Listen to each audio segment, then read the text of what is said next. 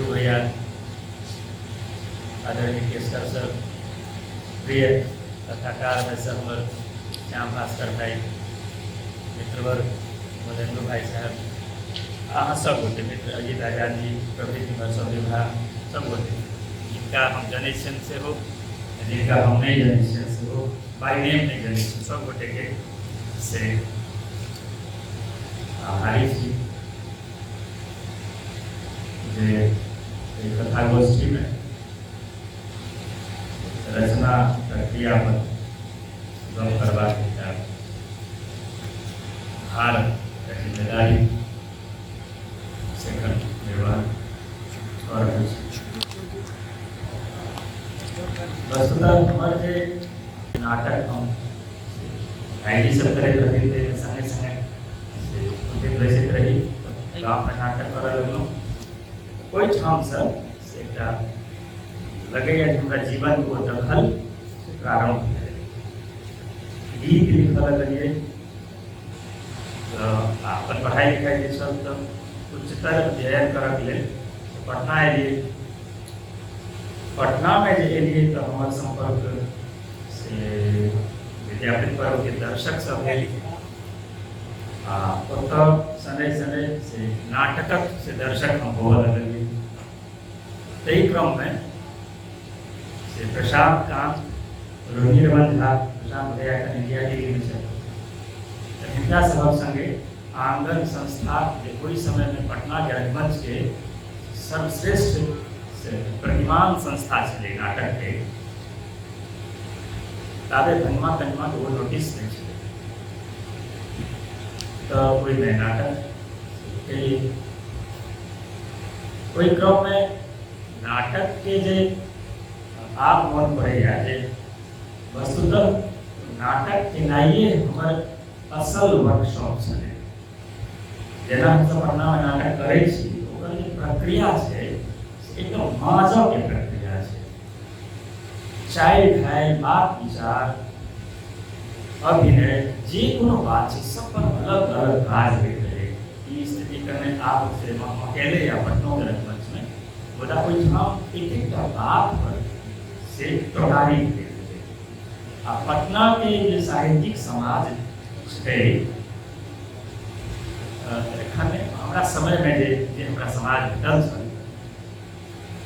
कोई में से हमरा लगे ई शोभा कहियो कलकत्ता के रहे बाद में पटना के भेले जे अहाँ के देखो वाला अहाँ के ठीक सब भाव देबो वाला मैते रास गार्जियन छै कोनो बात कतो अहाँ से त्रुटि भेला मंचन में अभिनय में निर्देशन में कि लिखब में विभिन्न तरह अग्रज सब से विभिन्न ठाम अहाँ के पेट देते हैं कलाकार करवाई भेले तो हमरा सब से कोई से स्थिति में से अपना के कहवा लगलिए अभिनय लेखन निर्देशन ये सब कोई तरह के कार्यक्रम है नाटक जे पार्श्व पक्ष है जे भाई साहब सब बेसी बुझी छथिन बहुत मरखा पक्ष है बहुत जिम्मेदारी के पक्ष है ओकर कॉस्ट्यूम ओकर अन्य इफेक्ट वाला ओकर संगीत आदि सब वो सब से वो देखा लगलिए समय साल में हम सब पहल बेर छपलिए तो हम से बचे छी कि समय साल हमरा समय साल के हम सब प्रोडक्ट छिए जेना कि वो कहे छै जे मिथिला विगिर तो हम सब कहे छी कि हमरा समय साल से पहल बेर छपल समयो साल के सरदू भैया सबके जन्म तेरा एतेक मिशन काज वो करबैत रहथिन जे हमरा एखन मोन पड़ैया जे हम आंगनबाड़ी पर एक रिपोर्ट लिखलिए तो आंगनबाड़ी कोई रिपोर्ट के तहिया बीबीसी होइत रहे मणिकांत जी बीबीसी से नोटिस केने रहे कोई रिपोर्ट तो से रगड़िया होइत रहले हमरा सब अपन काज करैत रहलहुँ कथा कविता सब होइत रहले मुदा को हमर जे असल जे आप जे पाछू में तकै छी हमरा लगे जे हमर असल विकास के जे बीज छलै से रंगमंच छलै नाटक लिखलिए नगर उठे बसी टोन एहि माध्यम से हम बुझलिए कि एकटा अपन विषय के विषय में केना नमहर कैनवास तैयार कयल जाइ छै, कोनो एकटा लोकल प्लेटफॉर्म पर घटल विषय में ग्लोबल मीनिंग केना भरल जा सकै छै, से हम नाटक कारण जे प्रशांत काल के निर्देशन में से स्यवंतक नाटक होइत रहे। एकटा डिबेट में हम से हमर मित्र रंगकर्मी कहलखिन जे एखनो शादी ब्याह वाला नाटक में हमरा बड़ा कचोट भेल जे 88-90 ईस्वी में रोहिणी रमन झा के भाई साहब स्यवंतक नाटक कयलनि। स्यवंतक एकटा मणि के चोरी आ कृष्ण पर दमन ई विषय से श्रीमद् भागवत वो नाटक प्रशांत काल उठेने रहथिन। इराक में से पेट्रोल की समस्या चले रहे, अमेरिकी दबाव रहे, कोई स्यवंतक मणि के माध्यम से दुनिया की भारी समस्या चले वो काला सोना वाला तकरा चित्रित करे तो लागत एकटा विषय पौराणिक विषय में आधुनिक अर्थ कोना भरल जा सकैया, छोट स्तर पर घटल घटना के दुनिया भर में केना से देखल सोचल जा सकैया। तो एहि सब क्रम में से आगू बढ़लिए लगभग के बसही टोल उस समय में कश्मीर समस्या चलते रहे, सीमा विवाद, बसही टोल चले आदि नाटक सब से लिखलिए। तहन जे थोड़े बढ़लिए तो घर बाहर से हमारे संपादकीय संपर्क भेल। घर बाहर में वासुकी बाबू बहुत से सूक्ष्मता के संगे बात के से हरियाणा वाला लोग एकरो हमरा फायदा भेल। आ वही क्रम में अपन नौकरी चाकरी पर परिवार धियापुता सबके लाइबिलिटी रहे, वो दबाव तो कनी रहते छे। आ साहित्य के जे एकटा नोटिस होइ छै से हमरा भेटऽ लागल छै, अन्यान्य से जगह सब अन्यान्य काज सब। हमरा वही समय में लाग है जे नाटक तो होइ छै एकदम से इराक आ कश्मीर, इराक आ अमेरिका वाला समस्या पर स्यवंतक नाटक भेलै, अपहरण उद्योग बनल जाइत रहे, इथुथ नाटक भेलै रोहिणी रमन झा के। बाद में फिर से अहिना नव नव चीज सब आधुनिक रंगमंच के एकटा कंसेप्ट छलै से हम ओतै बुझलियै जे रंगमंच माने बस एतबे नहीं पता खसले पता उगले तो दूंगा पर्शियन वाला मामला नहीं छलै, तो से सब ओतऽ बुझऽ जोग भेल। मुदा हमरा की अर्थ है जे नाटक तो भऽ रहल छै, नाटकक आलोचना नहीं भऽ रहल छै, नाटक पर बात नहीं भऽ रहल छै, तऽ धीरे धीरे से ओहो में किछु किछु सब लिखऽ लगलियै। आ एकटा हमरा सुविधा की भेटलै पटना के समाज में जे हम बहुत वाचिक रूप से हम बहुत मुखर लोग रहियै। आब लगैया पारिजात हरण के से समीक्षा रहे अजीत जी हम सब संगे रहे, मोहन भारद्वाज जी स्थापना रखने रहती, हम सब तुल्य को मोहन भारद्वाज जी के उपटावल ले माने एक साहित्यिक एक उदंडता भऽ सकै छै आइ के समय में। मुदा पटना के समाज ई छूट देने रहे।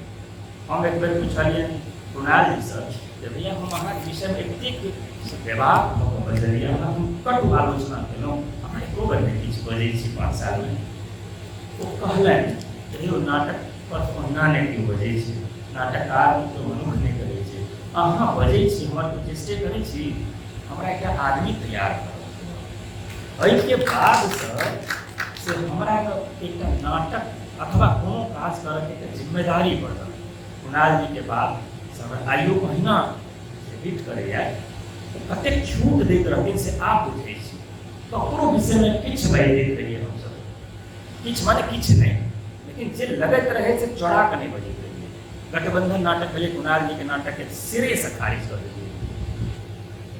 तो मानल कि अहाँ पक्ष दुरुस्त अछि, मैथिली रंगमंच के ई सीमा छै आधिकारिक, तऽ गढ़हीन एना कऽ कऽ हमर सबक भेलै। सगर राति में से अजीत जी के सौजन्य से सगर राति में जाए लगलहुँ।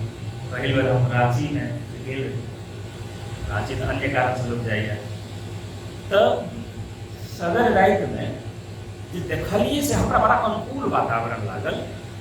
एखन कथा गोष्ठी में ओतेक हार्ड कोर क्रिटिसिज्म नहीं भऽ रहल है, जते सगर रात में बहुत लेट से जुड़लिए, अजीत जी बहुत पहले से है। लेटो से जुड़ो में जब आलोचना देखिए, एतेक निष्ठा, एतेक ईमानदारी पूर्वक अहाँ पर विचार होता है, एतेक ईमानदारी पूर्वक एखन नहीं होइ छै, हम सब छोड़ा लै छी, कहले ना ऋषि से ओ सगर रात के जे वर्कशॉप छलै तकरो हमरा बहुत लाभ भेल। घर बाहर से जब जुड़लिए तो मुख्य धारा जे एकटा होइ छै साहित्य में, तई में से एकटा प्रवेश भेल, नव क्षेत्र भेटल, पैघ क्षेत्र भेटल। मुदा जहन नाटक में रहिए तो हम प्रशांत कांत संगे 3-4 नाटक केने छियै 3-4 साल में। 3-4 साल में हिंदी रंगमंच के से कम 50 किताब पढ़ गए। तो हिंदी में बजैत रहती, हमरा सबके डायरेक्शनो करैत रहथिन हिंदी में। दुधना सिंह को पढ़ो, तेंदुलकर को पढ़ो, इसको पढ़ो, सब के बेटा होमवर्क जगह होइत रहे हमरा टीम में। आ जे सबसे बेसी पढ़ा वाला तकरा सबसे बेसी किताब उपलब्ध करबैत रहथिन। पढ़ऽ के जे बात छलै तखन बुझलियै जे नाटक के बुझनाइ बहुत दुरूह काज छै। ओ हमरा लाभ होबऽ लागल जहन हम कथा कविता सबके बुझऽ लगलियै। तो ओ पढ़ऽ के जे एकटा फ्लो छलै, सो फ्लो बहुत मुश्किल से, यानी दिक्कत तो होइ छै पढ़ऽ के लेल समय निकालनाइ, लेकिन से बनल रहल। आ कने जबदा सब्जेक्ट सब पढ़लहुँ रहिए, गणित के बाद फिलोसफी में रहिए, तहन फिर मैथिली में रहिए।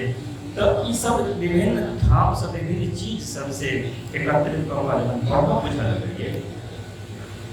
एहि के बाद हमरा लागल जे वस्तुतः साहित्य के बुझऽ के लिए कम से कम एतेक चीज जरूरी छै, खूब पढ़नाइ जरूरी छै।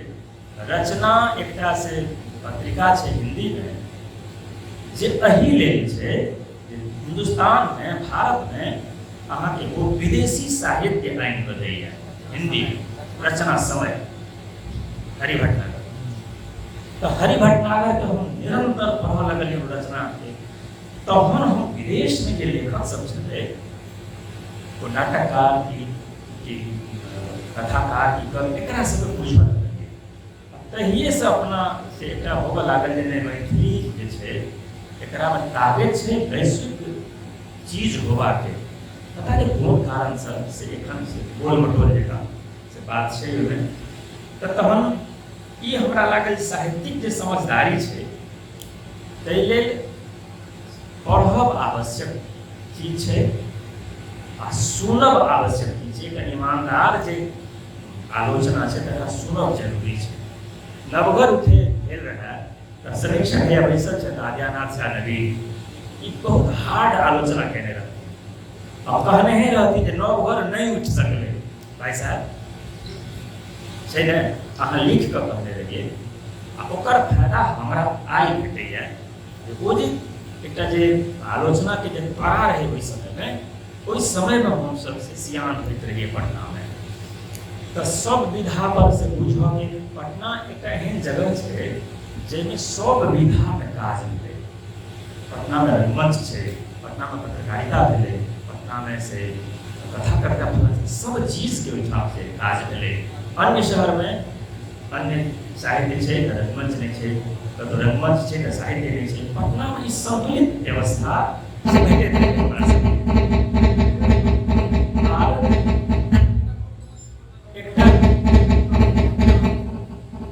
मोबाइल है एकटा जे से मोबाइल हटा दो।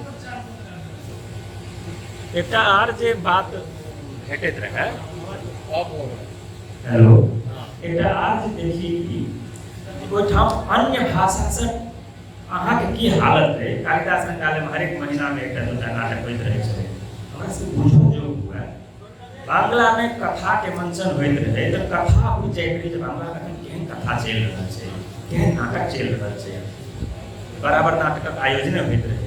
ई सबटा चीज हमरा साहित्य के बुझबऽ में से मदद भेटल। सब विधा के पढ़ऽ के लेल, सब वस्तु के पढ़ऽ के लेल से एकटा सहज उपलब्धता पटना में छलै। आब जाकर से कने मने बुझऽ लगलियै जे साहित्य की होइ छै अथवा साहित्य के केना बुझल जेबाक चाही। कम से कम काल्हि से बाबा लक्ष्मीनाथ गोसाई पर सेमिनार में से हमरो एक बाजक रहे प्रासंगिकता क्षेत्र में एक घटना घटै छै जे वस्तु के केना हम से हमरा बुझब के एकटा कोई भेल पटना दिस अथवा एक बाद आयोजन सब में अहाँ सबक संग में कार्य समीक्षा में जहन सुनलिए चुपचाप मोहन भारद्वाज केना बजै छथिन, अशोक जी केना बजै छथिन, अथवा जे एक बेर तो हम 2 मास में 3 बेर गेलियन भारद्वाज जी से भेंट करब। ओहिठाम अशोक जी अपन एकटा कथा पर बात करैत रहथिन। हम 3 बेर गेलियन, तीनों में वह कथा पर गप करैत रहियै। से लागा जे एकटा कथा बुनब में अशोक जी कते श्रम करै छथिन। एकटा आलेख से 6 बेर लिख कर तहन फाइनल भेलै एकटा आलेख। ओना ये सब 4-4 बेर लिख कर काटैत रहथिन तहन एकटा आलेख बनैत रहै। एहि सब चीज के जे एडेप्टेशन छलै से धीरे धीरे से बढ़वा लागल। तखन जाकर आई जे एक रति से कहैत रही वो बाबाजी लक्ष्मीनाथ गोसाई पर जे बात होइत रहे, तो एखन बाबा लक्ष्मीनाथ गोसाई ब्रज भाषा पौने 800 पद छै हुनकर उपलब्ध। ओहिमे 20-25 टा मात्र मैथिली के पद छै, शेष सबटा ब्रज भाषा छै। मुदा लेकिन ब्रज भाषा के कवि मुख्य रूप से, मुदा ब्रज भाषा के साहित्य में कतौ लक्ष्मीनाथ गोसाई लिखित छथिन।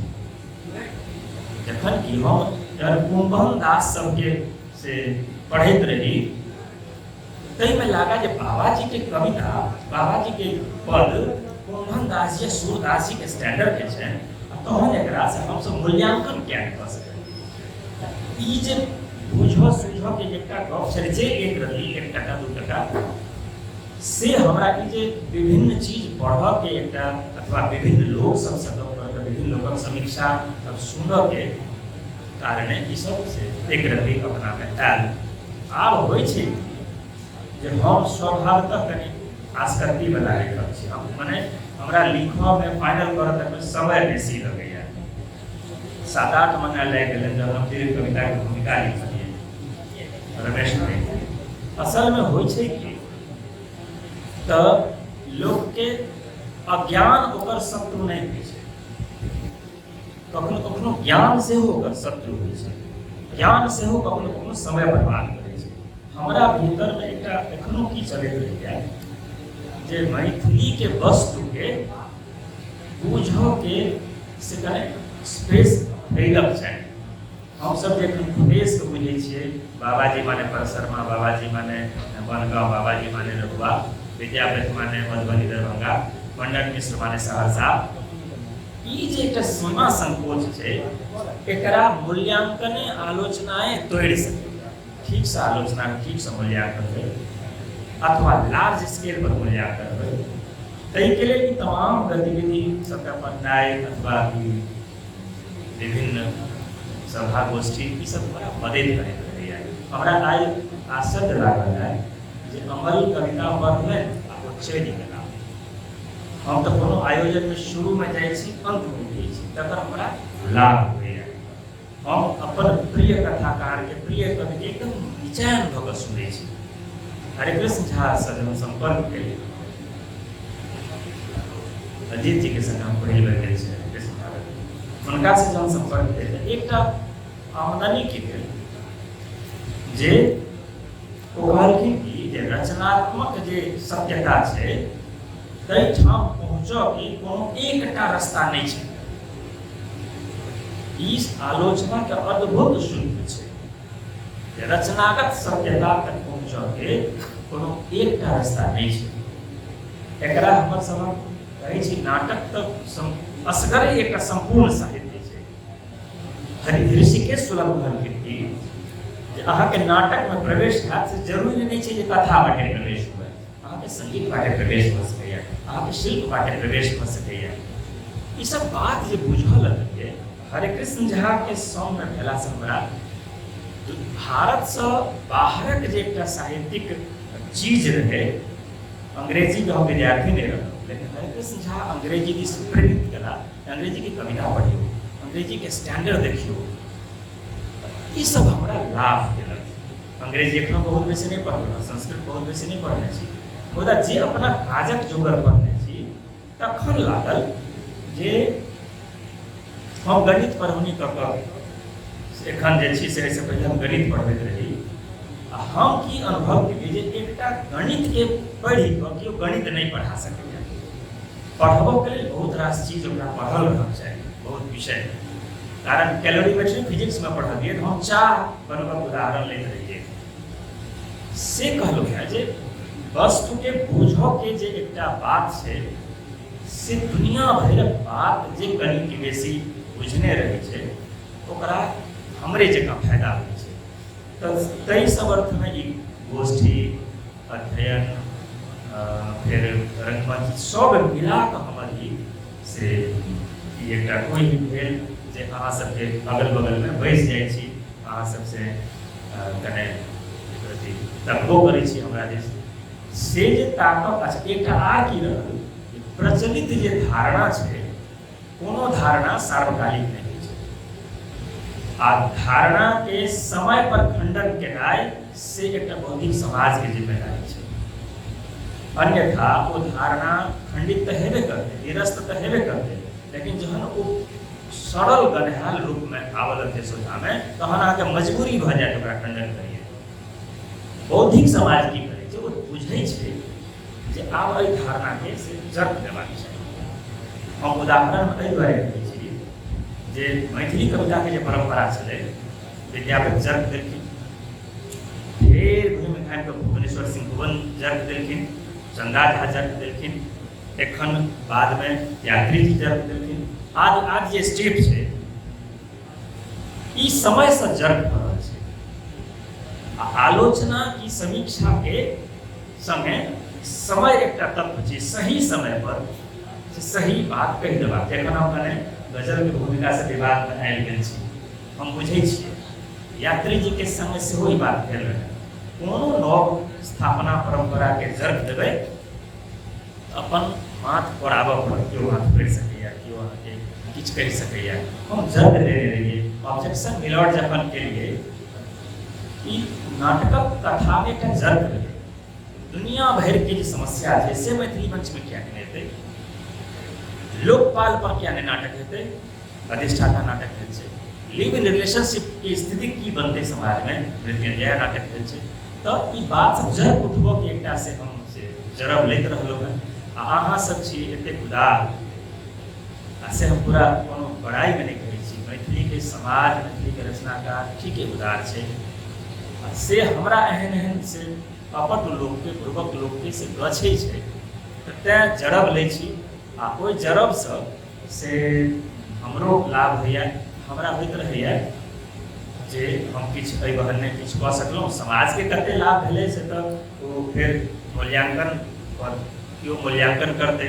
कारण काल्हि खन हमरा एकटा गोटे से गप होइत रहै, कहलनि जे अहाँके नाटके जे आलोचना के किताब अइ तनिक समीक्षा नहि कतहु भऽ रहल अइ, बड़ बढ़िआँ। हम ओहि मैथिली समाज के से जनै छियै आ हम से भाई साहब नाटकक से अथी रहल छै। अहाँ सब जनैत हेबै कि ओहि किताब पर लिखऽ वाला लोग के संख्या कम छै। तऽ ई कतौ दुख छै तऽ कतौ सुखो छै जे किछु काज भऽ सकलैए। अहाँ सब हमर पूँजी छी, अहीं सबके बल पर से एतऽ तक एलियै। हमर एहिना उथल पुथल वाला जीवन रहल है, रचना के यह स्थिति रहल है। अहाँ सबके परम आभारी छी, आगुओ आभारी रहब अहाँ सब हमरा एतऽ तक आनने छी। जब इनको कोनो प्रश्न हो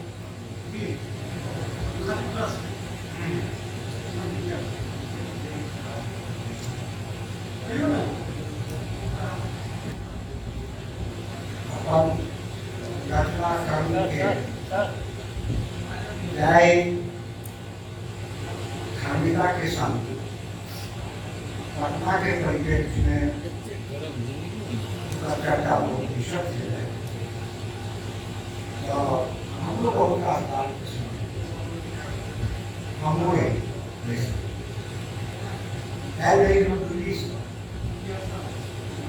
और हम राजनीतिक पत्रिका के हम स्तुति नहीं कर हमारा ही गया अहाँ के विभिन्न स्रोत से बहुत रास रचना के लिए जैसे तत्व पोषक तत्व थे आलोचना जना कि अहाँ कहलौं जे ओ सब अहाँके जे छै पूरा अहाँ सकारात्मक रूप दियौ और हमर बुझल अछि जे अगर कोनो कृति अहाँ समीक्षा करै छियै अपन निष्ठाके संग जे उद्देश्य से व्यक्तिके अहाँ नहि चिन्है छियै कृतिके अहाँ चिन्है छियै तऽ हमरा दरेक ओकर जे छै से ईमानदारी रही अहाँके की लागल जुगू बाबू अहाँके की लागल जे आलोचना अहाँके कथी रहेलक या कखनो अहाँ बैसर भेलहुँ और ई कखनो मानने आयल जे हमरा से ईमानदारी चाहिए आकि अहाँके काटि देलक आगू और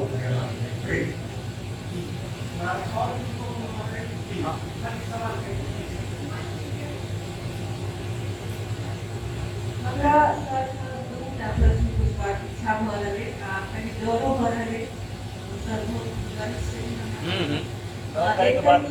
पूछयके मोन करैए जेनाकि अहाँ कएटा विधामे लिखै छी गजल नाटक कथो लिखै छी गीत प्रस्तुतिकरण सेहो मने बेसीतर जे अहाँके विधा अछि ओ परफॉर्मिंग विधा अछि और ताहि दुआरे अहाँके गजल आ गीतक लोकप्रियता नाटकके लोकप्रियता कथाके तुलनामे बेसी अछि तऽ अहाँके ई लगैए जे अहाँके कोनो एहन कथा अछि जे अहाँके गजल गीत या नाटक पर भारी पड़ैत हुआ अहाँ अपना नजरिमे आ दोसर कि अपन जे समकालीन लेखक सब छथि ओहिमे किनकासँ अहाँके ई लगैए किनका लेल ई लगैए जे हमरा जिनका लेखन अहाँके सेहनता लागल हुए जे ई रचना हम लिखने रहितौं या हिनका सनक हम लिखने रहितौं ई दो गो जिज्ञासा हमारे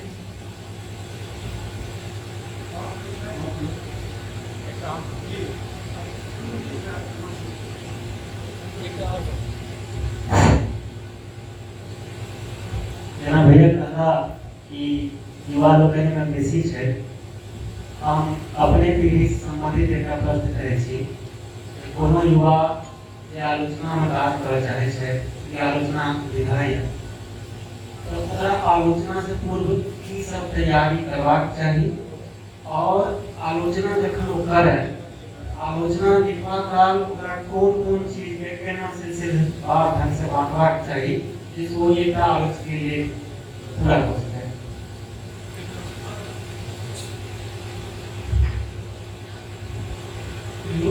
लोकल से ग्लोबल के जे गप कऽ रहल छियै तखनो अहाँ अपना बोलने लगे जे मैथिली स्तर पर जे कथा करब तऽ हमरा कहब की है जे कोनो चीज ग्लोबल हेतै विश्व मानतै ताहि लेल की जरूरी छै जे हमरा मिथिला से बाहर जे घटना सब भेट रहल छै ताहि पर कथा या कविता लिखिए आकि हम अपना एहिठुमका कथा के ओकरा से कोरिलेट करिए या फिर बाहर जे कथा के मानक सब छै स्टैंडर्ड सब छै तो स्टैंडर्ड का सिर्फ पालन करिए और हमर कथा बेसी हो जेतै ए तीनों में कोन बेहतर रास्ता छै अब हम समझे आप हो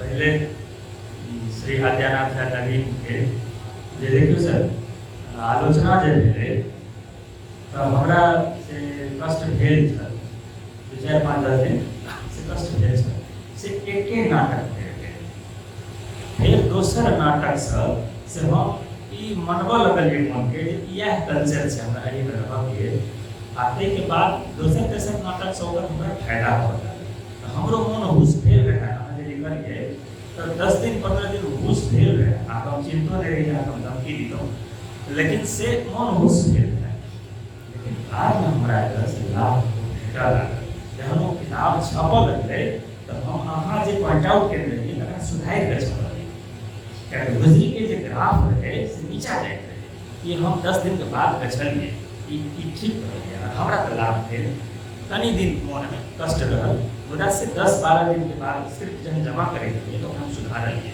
हम ओके केने रही अहाँके समीक्षा डिस्कशन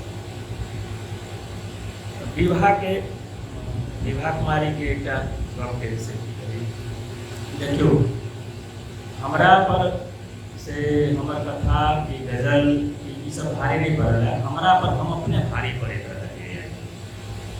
हमरा की होइए जे ई जे कहलिए जे ई हम लिख दे रही हमरा कतौ कतौ से कोनो आलेख में ई बात होइए जे ई चीज एहि पर यदि हम लिखबै तऽ हिनका से हम बढ़िया लिखबै। कीर्तन परंपरा पर एहि बीच में से मलंगिया सर आलेख लिखलखिन, अशोक मेहता आलेख लिखलखिन, आ हमहूँ लिखलिए।